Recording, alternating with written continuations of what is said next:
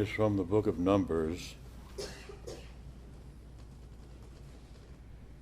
beginning at chapter 27.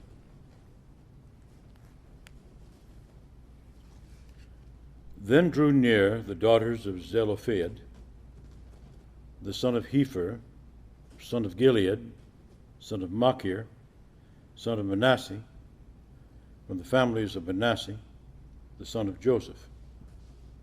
The names of his daughters were Machlah, Noah, Hoglah, Milcah, and Tirzah. And they stood before Moses, and before Eleazar the priest, and before the leaders and all the congregation at the door of the tent of meeting, saying, Our father died in the wilderness. He was not among the company of those who gathered themselves together against the Lord in the company of Korah, but died of his own sin, and he had no sons.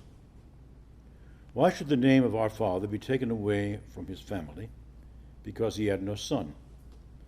Give to us a possession among our father's brethren.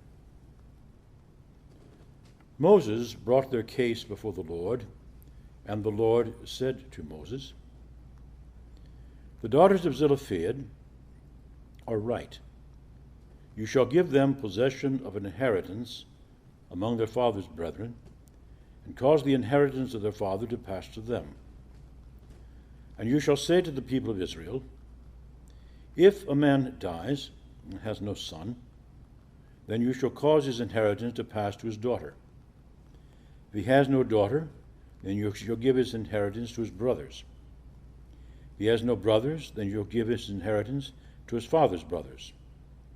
If his father has no brothers, then you shall give his inheritance to his kinsman that is next to him of his family, and he shall possess it. It shall be to the people of Israel a statute and ordinance, as the Lord commanded Moses. This is the word of the Lord.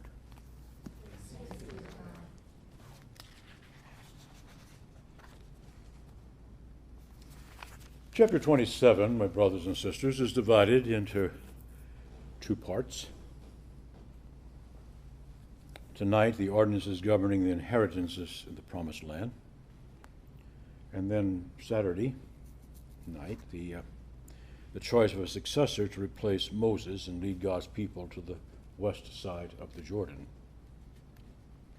Each section begins with a short story. Tonight we heard the story of the daughters of Zelophehad. Five sisters, the only offspring of a man who had died a natural death in the wilderness. They come and approach Moses and complain that if the current laws limiting the inheritance of real estate were to obtain, their own father's memory would be obliterated from Israel's history. The resolution of this problem, by which these five women may obtain the inheritance of their dead father, was not prompted by an impulse to treat men and women equally in the inheritance laws. Had this been the case, their own treatment would not be regarded as an exception. On the contrary, the sole interest governing this decision was the preservation of the memory of these sisters' father. It was not a concern for the women themselves. Modern readers might like to see here an initial stab in the direction of women's rights, but there's nothing of the sort. It's a simple case, it's a simple matter of what's called case law. Case law. If such and such and such and such, and if such and such. There's all these ifs, all these hypotheses. The resolution of this individual case tonight also provided the context for further legal determinations respecting the inheritance of property. In every instance considered here, the governing principle of inheritance was proximity in consanguinity.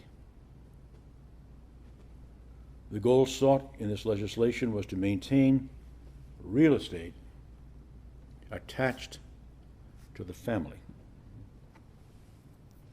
That is to say, the major preoccupation in these rules was to guarantee that a family's inheritance really meant something concrete. It meant solid, indestructible, landed property. Now, in Holy Scripture, little or no attention is given to what we call private property. In fact, for all practical purposes, the Bible doesn't know anything about private property. It's not a biblical concept. In fact, it's not even a human concept. It's a modern fabrication, private property. The modern concept of private property is part of the modern preoccupation with individual rights. One of these individual rights is the right to own private property. That's so much presumed in our culture. We're hardly aware of the problems, moral problems, social problems attached to that. The two notions, private property and individual rights, are so deeply embedded in modern consciousness that the mind needs to receive a jar, as it were, a jolting, to look at the subject critically. I was listening to Moody Radio a long time, driving back through Indiana the day, listening to Moody Radio and constantly adjusting the radio so I could get the closest Moody station. I came past Kokomo, they have their own Moody station.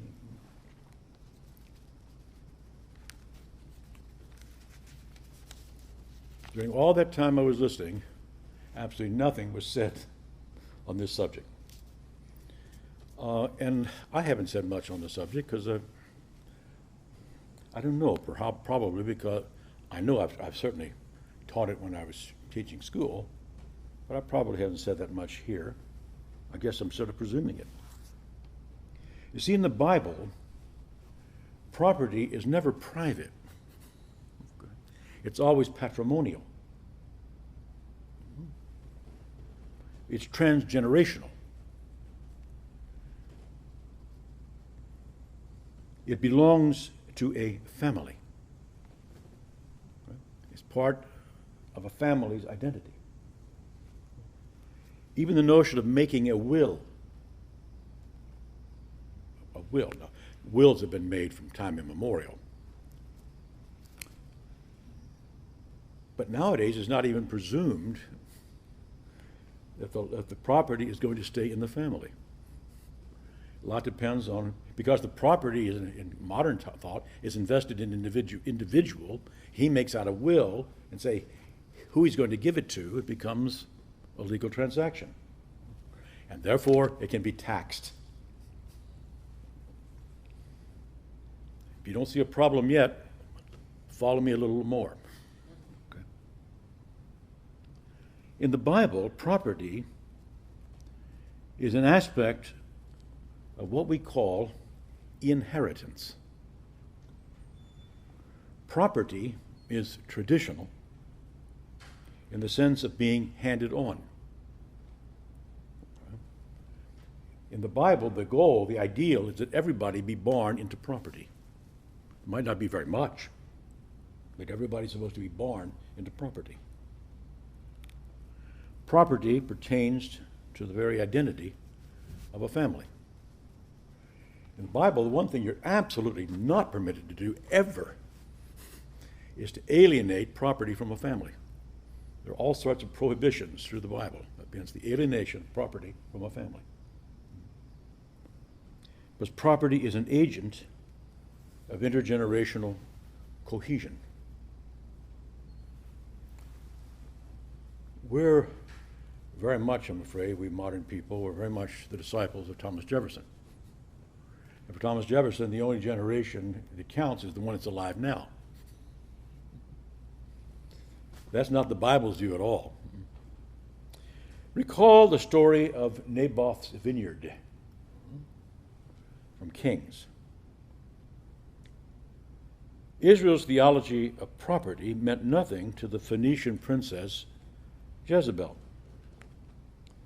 You see, King Ahab, he makes an offer to Naboth: sell me this vineyard, or trade with me for another one.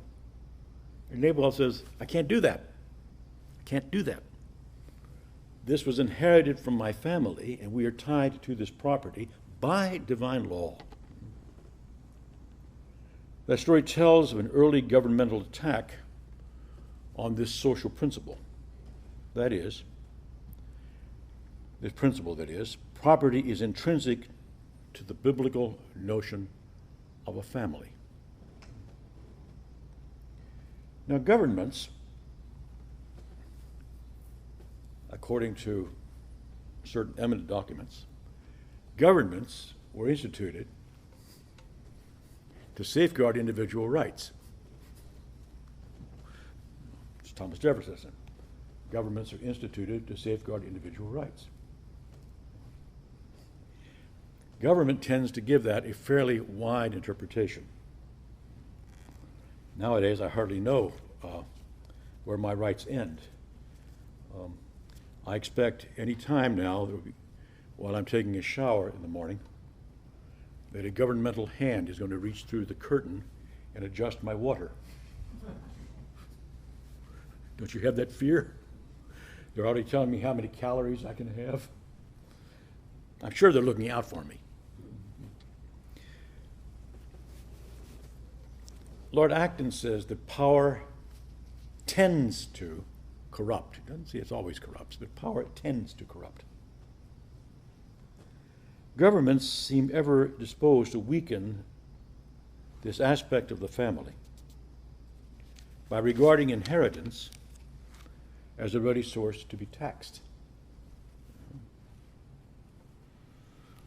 We've become so accustomed to the inheritance tax that it probably doesn't occur to most of us to examine it critically. In fact, the very notion of an inheritance tax is morally questionable. At least it needs to be looked at and examined. It's morally questionable. The first objection, of course, is that it's a double tax. All that money that's inherited has already been taxed as income of some form or other.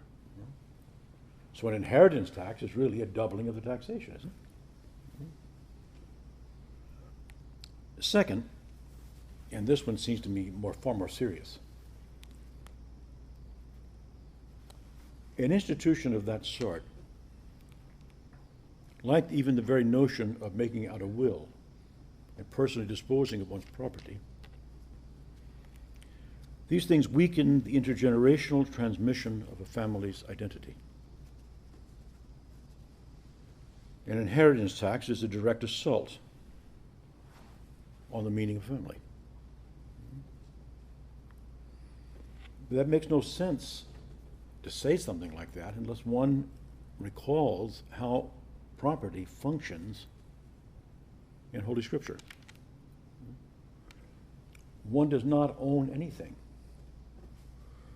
First of all, it all belongs to God, and God has allotted the resources of the earth and the labor of the earth. He has allotted this to families, so that each generation is not only exercising stewardship with respect to God, each generation is exercising stewardship with respect to his own family. The handing on of property is part and parcel of the handing on of language, handing on of a philosophy, a literature, a religion.